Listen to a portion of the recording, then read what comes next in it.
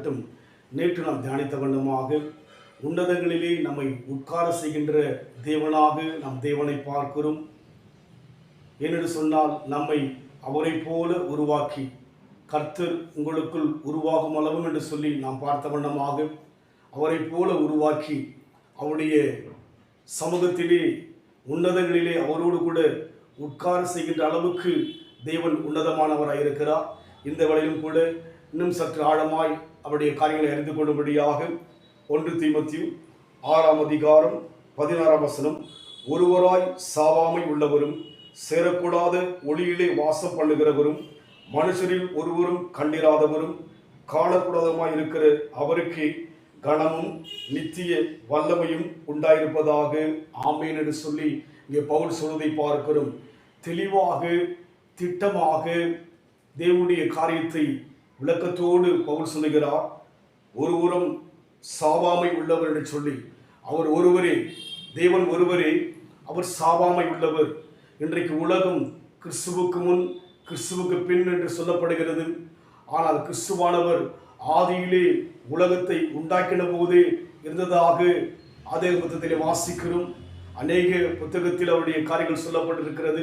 அதனால் நம் தேவன் யாரென்றால் சாவாமை உள்ளவர், இரண்டாவது சேரக்கூடாத ஒளியிலே வாசம் பண்ணுகிறவர், மூன்றாவது மனுஷரில் ஒருவரும் கண்டிராதவர், நான்காவது காணக்கூடாதவர் என்று சொல்லி பார்க்கிறோம்.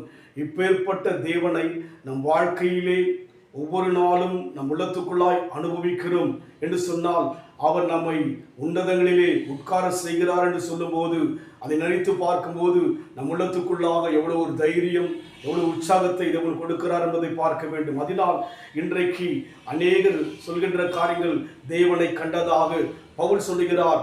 அவரை கண்டிராதவர் என்று சொல்லி, காணக்கூடாது என்று சொல்லி, சாவாமை உள்ளவர் என்று சொல்லி, ஒருவரும் சேரக்கூடாத ஒளியிலே வாசம் பண்ணுகிறார். ஆனால் தேவனோ ஆவியாக நமக்குள்ளே இடைப்படுகின்ற கரிசனையான தேவனாக இருக்கிறபடினாலே நம் வாழ்க்கையிலே நாம் தேவனுடைய விளக்கங்களை அறிந்து கொள்ள வேத வாக்கியங்களை ஆராய்ந்து பார்ப்போம். அதன் மூலமாக நித்திய ஜீவனை பெறுவது மாத்திரமல்ல, நித்திய ஜீவனுக்கு வழி யார் என்று இயேசுவை குறித்து காரியங்கள் விளக்கப்பட்டிருக்கிறபடினாலே நாம் அதிகமாக வேதத்தினுடைய சமூகத்தில் நம்மை தாழ்த்தி கொடுப்போம், வேதத்தை நேசிப்போம், அதை அனுதினமும் வாசித்து தியானித்து நம் வாழ்க்கையிலே தேவ கிருபையை பெற்றுக்கொண்டு நம் வாழ்க்கையிலே அநேகருக்கு நம் ஆசீர்வாதமாய் இருக்க தேவன் விரும்புகிறார். அந்த அனுபவத்தில் போக நம்மை கொடுப்போம். பாவத்தின் சுமை அகற்றி ஓடும் பாதாள வழி விலக்கி, பாவத்தின் சுமை அகற்றி ஓடும் பாதாள வழி விலக்கி, பரிவாக என்னை அரமீட்டி காத்த பரிசுத்த தேவனவரே, அல்லேலூயா. பரிவாக என்னை அரமீட்டி காத்த பரிசுத்த தேவனவரே, கர்த்தாவின் ஜனமே கைத்தால் உடனே தலை கூர்ந்து கீதம் பாடு, சாலேமின் ராஜா நம் சொந்தமான சங்கீதம் பாடியாடு.